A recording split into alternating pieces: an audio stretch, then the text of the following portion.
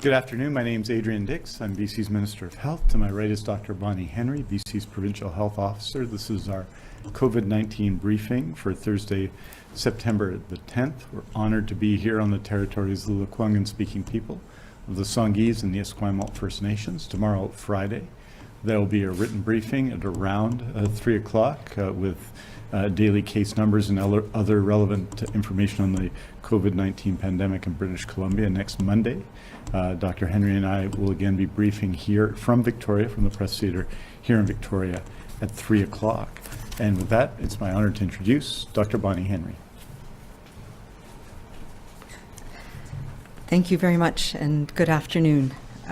Today we have a new record high number of cases who have tested positive, 139 people in British Columbia, bringing our total to 6,830 people who have been diagnosed with COVID-19 here in British Columbia. That includes 2,343 people in the Vancouver Coastal Health Area, 3,551 in the Fraser Health Region, 187 people in the Vancouver Island Health Region, 642 people in the Interior Health Region, 203 people in Northern Health, and 84 people who normally live outside of Canada. We now are up to 1,412 active cases in every health authority in the province, of whom 42 people are in hospital, 14 of whom are in critical care or ICU. We have no new deaths to report today, leaving our total at 213.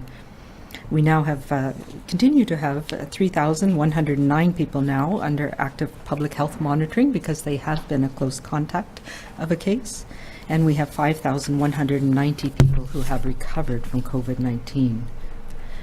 We have no new healthcare outbreaks to report. There are 16 currently active in our healthcare system, 13 in long-term care or assisted living, and 3 units in acute care. And we're up to 773 people, 466 residents, and 295 staff who are involved in those outbreaks. And while we have no new community outbreaks to report, there are continuing ongoing exposures in many communities around the province, and we encourage people to check regularly with their health authority websites for alerts and guidance around community exposure events. Living with COVID-19 in our communities is the challenge that we are going to face for the next months, maybe years, and we need to continue to find a balance. This balance requires us to do what we need and everything we can to protect ourselves and those around us, but to ensure that we also have those activities that we need in our communities to keep going. Since the start of the pandemic, we have adapted and learned many things, and we've created a new normal that we are now living in and will need to continue to live in. It doesn't stop here, though. We will continue to learn and adapt as we move forward and to make adjustments. And what we have tried to do and what we will continue to do is make adjustments where we see that exposure events continue to happen where risk is. We know what we need to do to keep ourselves and those around us safe. And now we are getting ready for what may lie ahead as we head into respiratory season, as we start to go back to school and back to work. We need, and this is our time, to be steady in our actions and ready for what lies ahead.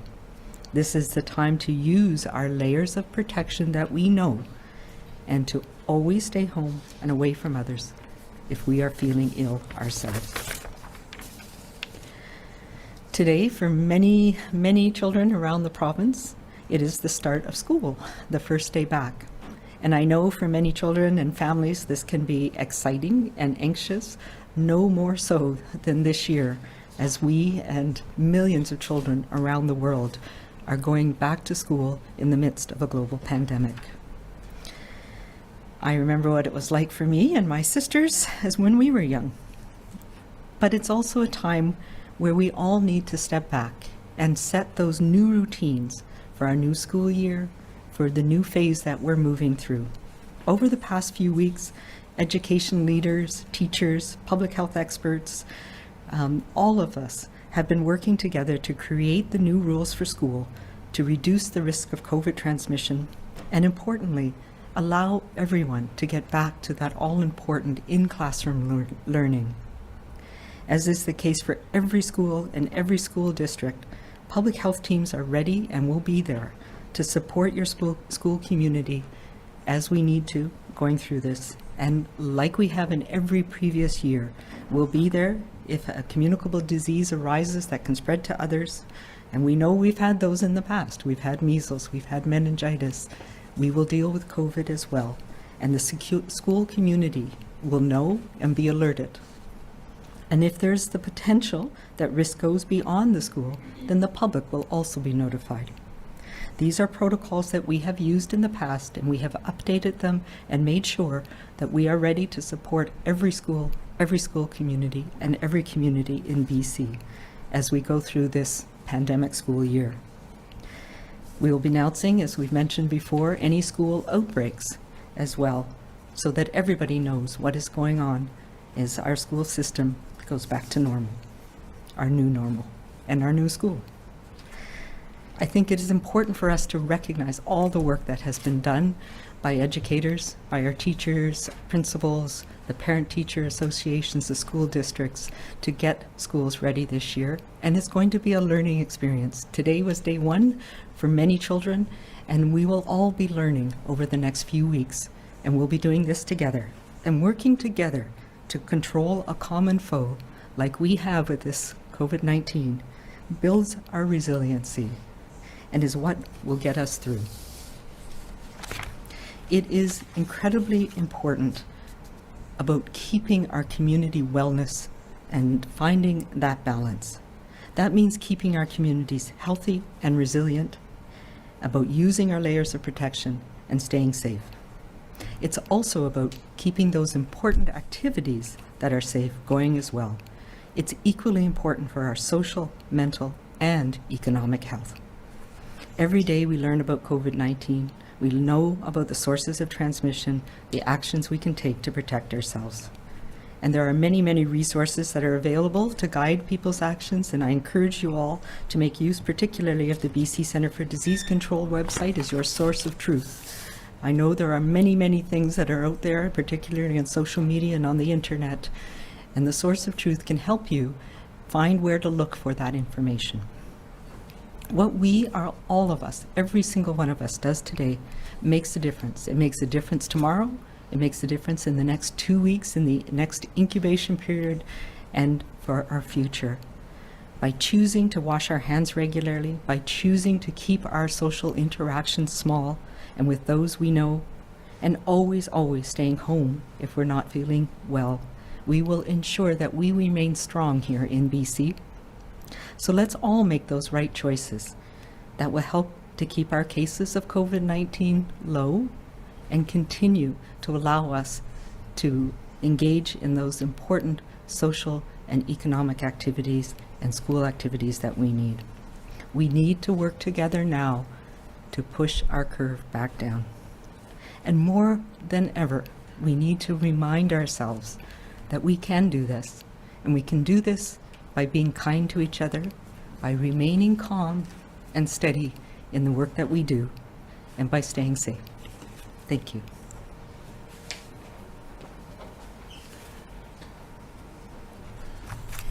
Thank you very much, Dr. Henry, and I wanted to start by acknowledging our new American Sign Language interpreter, Jessica Seegers, who's with us today and beside me somewhere. And it's great to have Jessica here with us, and I know she's going to play a really important role in helping both Dr. Henry and myself and many others communicate these briefings to people in British Columbia. I want to acknowledge that we didn't have anyone pass away in the last 24 hours from COVID-19, which is something that we always accept with gratitude. We acknowledge the 213 people who have passed away, their families, who continue to grieve in this very difficult time to lose a loved one. And so we want to acknowledge and continue to pass on our condolences to them. and to all those who've lost people in our other public health emergency, the overdose crisis, which stays with us and, of course, is a source of enormous effort and work in public health, but is also a source of enormous grief and challenge in our communities. Wanted to note today, there are some changes today, obviously, in the numbers. 139 is a very large number, and I wanted to note that we also have an increase today in hospitalizations, 42 cases across BC, of which 22 are in Fraser Health, 13 in Vancouver Coastal Health, and 7 in the Northern Health Authority. There is no one in hospital in Interior Health or Vancouver Island Health from COVID-19. The number of people in critical care has gone down by 1 across the province. People in public health have been incredibly busy in the last 24 hours, as they have been since the beginning of the pandemic. As Dr. Henry has said, 1,412 active cases in BC, 3,109 people self-isolating and under public health surveillance, and yesterday 5,712 tests. I think it's very important in this time, particularly as we go into another weekend of our extended summer here, of our September summer in BC, that we remember that when we're engaging in social interactions, and Dr. Henry has asked us this week to examine our social actions, that we remember to stick to six. Stick to six if you're going out to a restaurant or a bar, to make sure your group is no larger than six. Stick to six if you're hosting a small gathering in your home, and if your home is smaller, if it's an apartment like mine, less than 6. Stick to 6 when you're going out with others or having them over. Remember to choose from the same group of people, the same 6 people, not multiple groups. Stick to 6 when your plans with others outside your host household. Have a contact keeper so we can assist you and find people if you are exposed to COVID-19. Every Thursday I announce an update to our surgical recovery commitment. Between May 18th and September 6th, we completed 96,725 surgeries, 73,918 were scheduled surgeries, and 22,807 were unscheduled or emergency surgeries. That's 18,267 in Interior Health, 26,881 in Fraser Health, 22,302 in Vancouver Coastal Health, 19,668 in Vancouver Island Health, 5,560 in Northern Health, and 4,047 in the Provincial Health Services Authority. Last week we reported 6,088 surgeries completed from August 14th to August 30th. Health authorities have verified their data, and the total number of surgeries completed was actually 6,280. That's a significant increase over the same period last year. This week we completed 5,868 surgeries. As we noted last week, we anticipated lower completions this week and next due to planned vacations and the Labor Day long weekend, as occurs every year.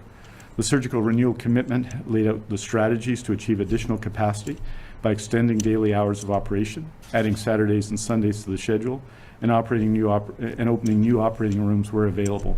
These strategies are being realized. For example, to address cataract surgeries, which represent almost 25% of our wait list, Mount St. Joseph's Hospital in Vancouver on the east side added 3 Saturdays dedicated to the surgery. And in those days alone, 200 cataract surgeries were completed. Our commitment to surgical renewal in BC is to keep up with the new demands for surgery and complete the surgeries lost to COVID-19. In the weeks ahead, I'll be reporting on additional progress all health authorities have made in this critical aspect of surgical renewal. I think we have to acknowledge what it means and what that means for people across the province. Every hospital, every healthcare center, public health is a community of dedicated, hardworking professionals and workers, paramedics and doctors and nurses and care aides and lab techs and physiotherapists and social workers and staff and administration and many more. A complex web of people who get it.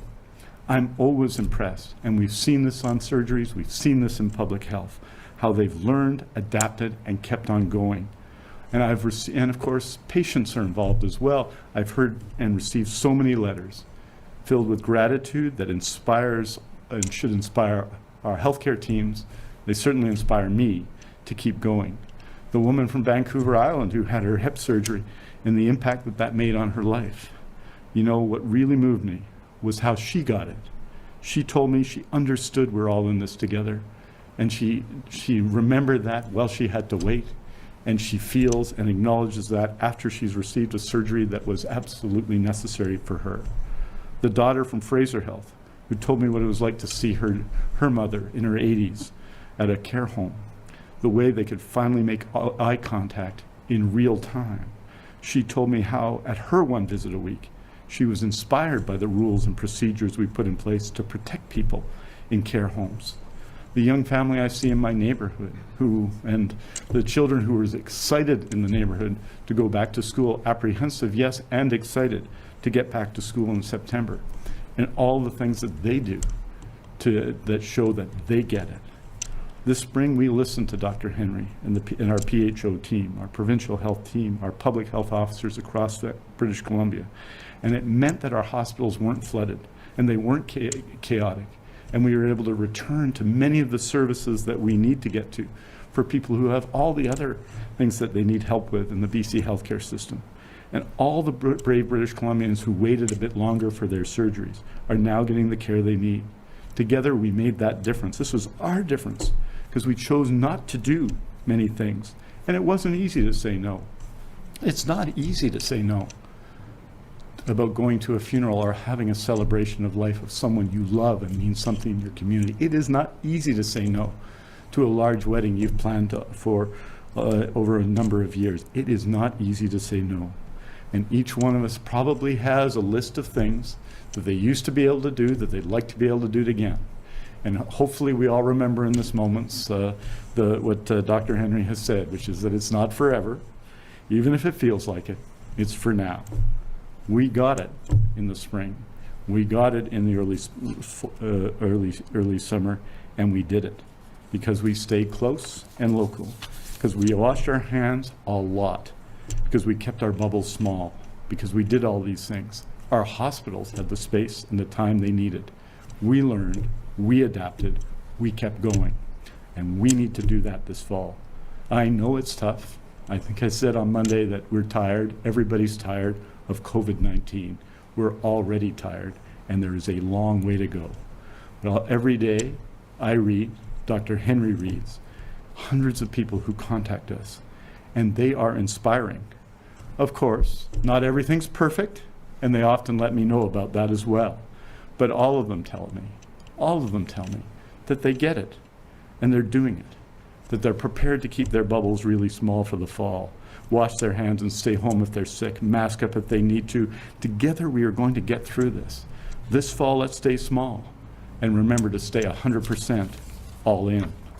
Aujourd'hui, nous annonçons 139 nouveaux cas qui ont testé positifs pour COVID-19 pour un total de 6041 cas en Colombie-Britannique. Il n'y a eu aucun nouveau décès lié au COVID-19 pour un total de 213 décès en Colombie-Britannique. Nous continuons à offrir nos condoléances à tous ceux qui ont perdu leurs proches durant cette pandémie. Chaque régie de santé, bien entendu, de la Colombie-Britannique compte des patients atteints de COVID-19. 2343 se trouvent à Vancouver Coastal, 3551 à Fraser, 187 sur l'île de Vancouver, 462 dans l'intérieur et 203 au nord. Il y a aussi 84 cas de personnes qui vivent en dehors du Canada. Parmi l'ensemble des cas confirmés de COVID-19, 42 personnes sont actuellement hospitalisées, dont 14 en soins intensifs. Merci beaucoup. Thank you very much. We're happy to take your questions. Thank you, Minister. As a reminder to everybody on the phone, please press *1 to enter the queue. You will get one question and one follow-up. Please also take your phones off mute. You will not be audible until your name is called. First question is from Michael Buserque, CNN. No. Michael Buserque here I'm a contributor to CNN Opinion, calling you from Sydney, BC, up the road. Minister Dr. Henry, we have a piece up on the site today explaining how Canada crushed the curve, the COVID-19 curve, compared to the United States. And there are a number of theories why we've done so well here, including in British Columbia. Perhaps Canadians are more compliant. We're more rule followers than rule breakers. And I think there is synchronized public messaging and really to-the-point messaging from people like Dr. Henry, a very no-nonsense approach. But I'm wondering, could you summarize how the factors or the one main factor that helped Canada crush that curve compared to the United States? What was done so differently here? Thank you. I don't know that there's one single factor, but I think you've mentioned a number of them. You know, the fact that we do have a consolidated approach across the country, that we have been through challenges before where we have worked together, where we have chief medical officers of health, my colleagues across the country who meet regularly and met regularly very early on and raised the alarm. We have that interaction with our political masters, which works in this country, in that we have that respect and that distance and the ability to speak directly to the population about health issues. Another thing I think is absolutely critically important in Canada is our public health care system, where people don't have to pay for a test, where they weren't worried that if they got sick they would not be able to get care. That to me is an incredibly important piece that we have underlying what we do in Canada. I also want to say that we have some incredible experts around laboratory testing and development of tests, and we had both here in BC but in Canada, across Canada, our National Microbiology Laboratory and our Public Health Lab Network was able to develop tests, and we used them widely very early on. So those are just some of the things that I can think of. I don't know if you address that as well. I just think public health care is at the core of that. The fact that, as Dr. Henry has rightly said, that people have access to our healthcare system without payment. We have a single-payer healthcare system, and that makes an enormous difference. It makes an enormous difference for more than just the fact that there are millions of people in the United States that don't have health insurance. It means that we have an organized public healthcare system, that when Dr. Henry and Steve Brown started to chair our response to COVID-19, all of the health authorities were in the room, including the First Nations Health Authority, and part of that. Whereas the effect in the American system, I think, is more truncated. But all of that said, COVID-19 is an extraordinarily difficult problem in the world, for all health systems in the world and for all people in the world, and we're seeing that. And the results every day, whether it's someone we lose in a care home who passes away due to COVID-19, or our case-positive tests like today, which are significant and high, and for us a single-day record. It keeps us humble. This is a very difficult challenge. It doesn't just involve public health care or health systems, but involves our entire society. And it's really an unprecedented challenge in our lifetime. And I just want to say, with respect to the United States, that I know Dr. Henry would agree with this. Dr. Henry talks to our colleagues in Washington State and Alaska all the time, for example, and there are people doing extraordinary things in the United States, and communities doing extraordinary things. And I think in a worldwide pandemic, what it tells us is that the world is interconnected. And what happens in Iran matters here, and we've shown that. What happens in other parts of the world matters here. What happens in the United States matters here, and vice versa. And that we need a world where we work together. And that's why, contrary to sometimes the popular debate where it's easy to blame institutions, we need world health institutions that bring all of us together. Because this pandemic isn't a BC problem or a Canadian problem or an American problem, it is a world problem. And we need to work together, and we can only succeed by working together to help solve it. Michael, do you have a follow-up? Yes, I do. Thank you for that answer. Also, Minister and Dr. Henry, you might have read today that a group of Canadian border city mayors are calling on the federal government to keep the Canadian-U.S. border closed to non-essential travel until at least next year. In the piece, we theorized that the Trump administration will probably lobby quite strenuously to reopen the border before the November election to create this sense of normalcy. I am wondering, what is your position on the border? How strenuously will you perhaps lobby Ottawa to keep that border closed for the time being, for as long as numbers, for example, in Washington State are as high as they are? Thank you. Yeah, so obviously it is a federal issue to discuss those. We do have discussions about the things, and what we have, we early on advocated for closing the border, recognizing the risk that we were running, not just with people coming from Washington State, but because we are very interconnected, and many people in BC go back and forth and have family back and forth with Washington State, and that became a challenge for us. We've also advocated to allow family visits across the border, and we've had that implemented. I think we need to consider how we can safely move forward with additional family members. For example, right now it's quite restrictive to dependent children and relatives, and there are also many children who have adult children who have elderly relatives who need to come back and care for them or visit with them. So we need to look at how we can do that safely, how we can have some exceptions for critical functions, for some business functions, and where we have very closely monitored, so where the Quarantine Act would still apply, but there would be allowance for people to visit a dying relative or for a business function to take place if needed. And there's a number of examples that we're looking at that. But we still very much believe that visiting for recreational reasons are very risky right now, and we would advocate to keep the border closed to those. Next question is from Keith Baldry, Global News. Oh, hi, Dr. Bonnie Henry. Thanks for this. Just noticing the steady rise in hospitalizations, you did note it in your presentation. It's the highest number since, I think, early May or late April. We're certainly not at the 149 mark we were at the peak of this, but are you concerned that trajectory just is a steady upward climb? You know, we've been watching it. It's actually bounced up and down. And one of the things that we watch is, you know, the length of stay, how many people are actually coming in on an ongoing basis. And so the number has sort of creeped up, but it's been different people. So there's been people admitted and gone home, and then new people coming in for periods of time. And actually over the weekend, because we weren't reporting the numbers, we were actually down quite a bit. So yes, it's worrisome. It's one of those indicators that we do watch very, very carefully, but it is also spread out around the province. So what we're seeing is, you know, half of the cases are in Fraser Health, where we know there's a bulk of the newer cases, but we're also seeing people in the north, and that's concerning, and in Vancouver Coastal as well.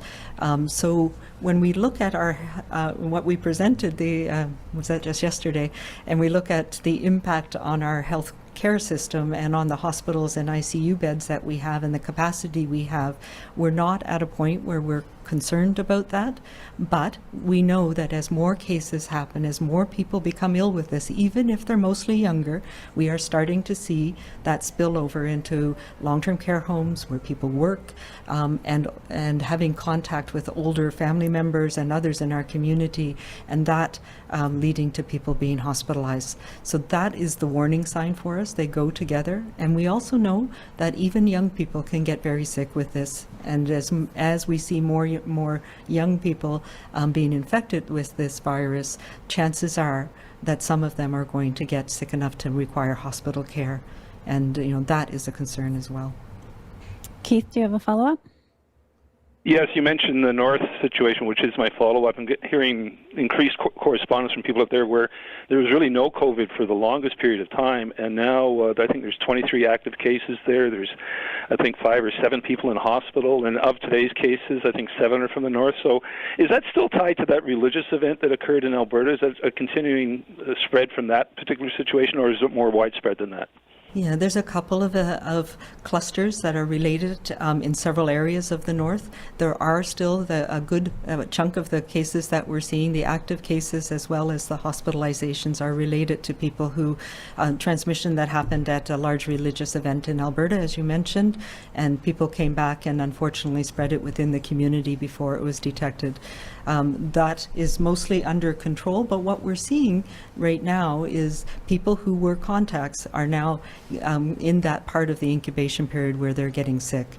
What we are thankful for is that we found the contacts and we're confident that there's not going to be another generation from those exposure events. But there are a couple of clusters and exposure events that happened in various areas in the north.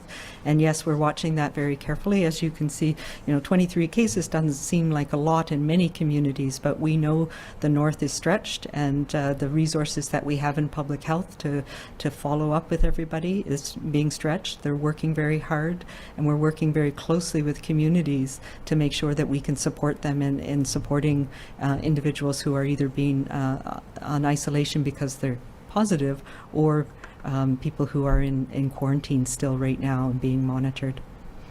Next question is from Sruchi Gangdev, CKNW.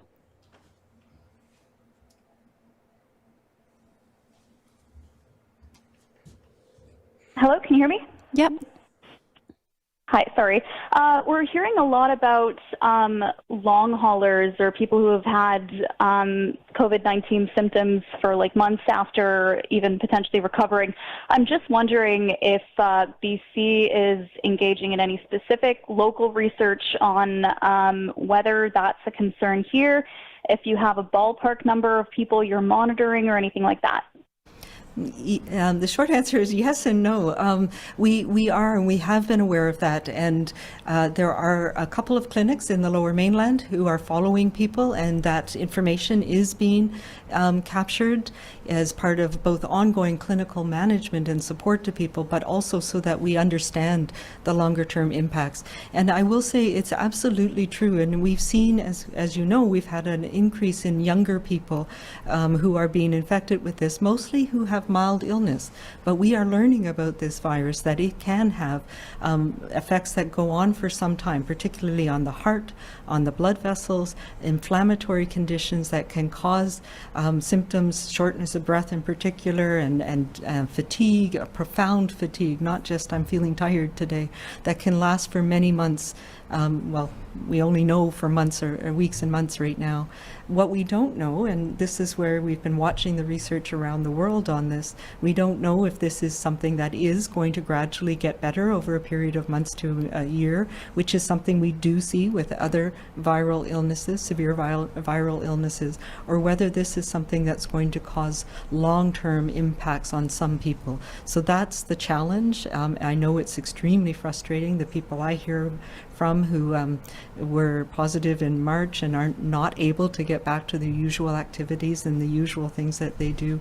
I don't have a number of people who are involved in the research that's being ongoing, but I know there are a couple of projects that are working at that, and we funded them. There was just last week we had our second 2 days of research symposium that is mostly funded through Michael Smith Foundation and led by UBC and Simon Fraser University, and an incredible partnership that we have here in BC that's really, I think, led the country and us being able to understand many different aspects of what's happening in BC and linking to what's happening in other countries around the world. And part of that is things like some of the therapeutics and the vaccine initiatives.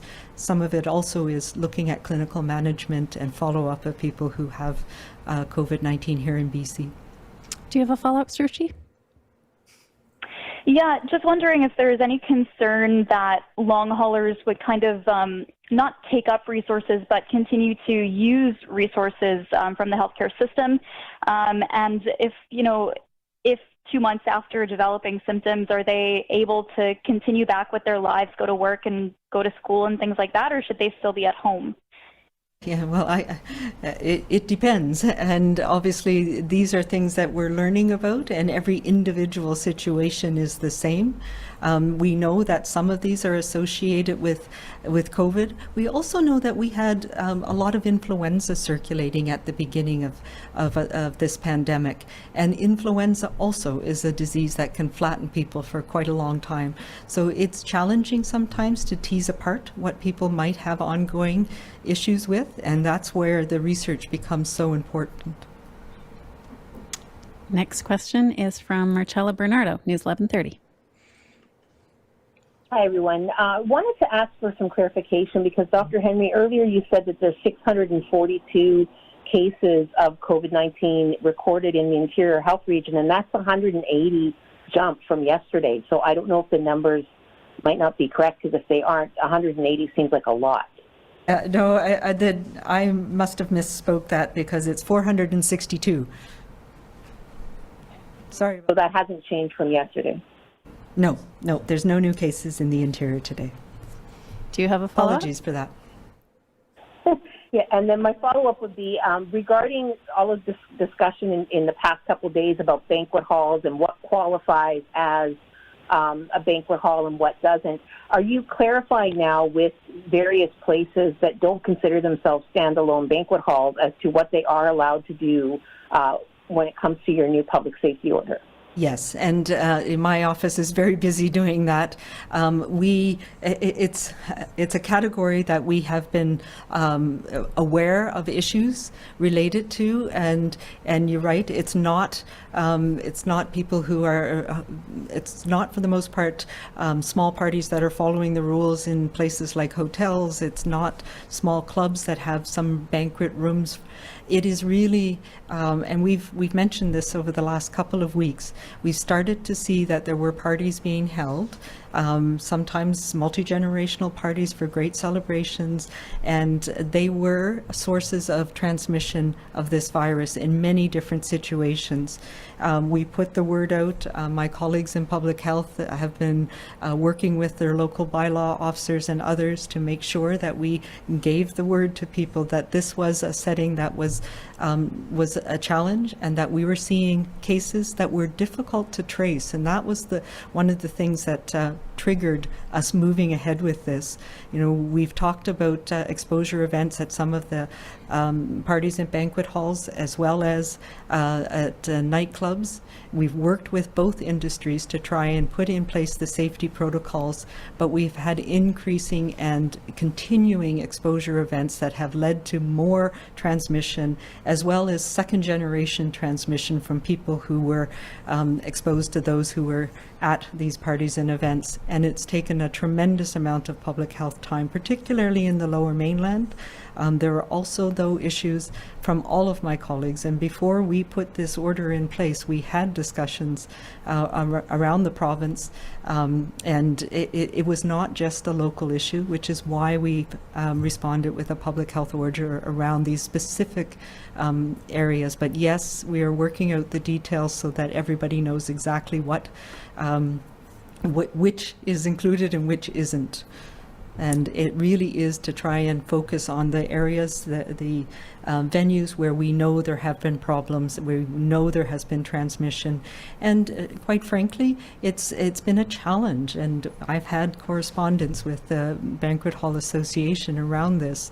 We have said consistently from the beginning that 50 is our limit, but when you have a party and it goes late, and people want to have others there, and they just bring people in, and it makes it very challenging for the owners and operators of the facilities to keep the environment safe and to ensure that we're not giving the virus a chance to transmit. And unfortunately, that wasn't able to be managed in a way that reduced the risk to the rest of our community. And that's why, as a last resort, we've put in these orders. Graham Wood, Glacier Media.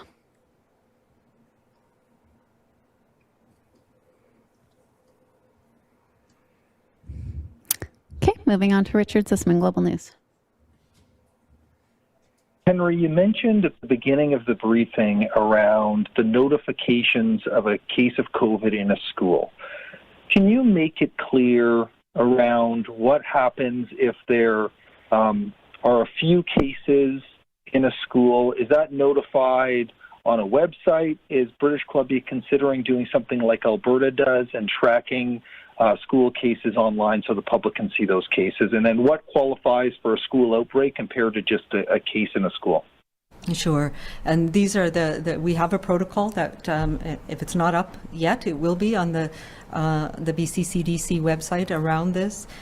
So we are looking at several different scenarios. We know that there's likely both adults and children right now, because we have transmission in our community, who may have the virus and may develop the symptoms and become sick when they're attending school or at home before they go into school. That's why it's so important that we have our screening in place, that everybody must check themselves for symptoms before they go into school.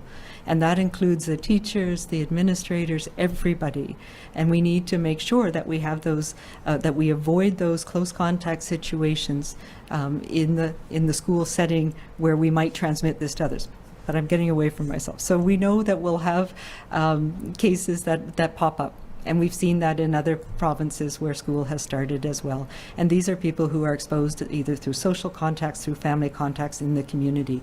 If there's no transmission event in the school, or there's no exposure when somebody is infectious in the school, then that is not considered an outbreak. That's not considered a school case. We will and local health officers will be working with every school so that every school family, school community is aware that there's cases, that there may be a case in their school.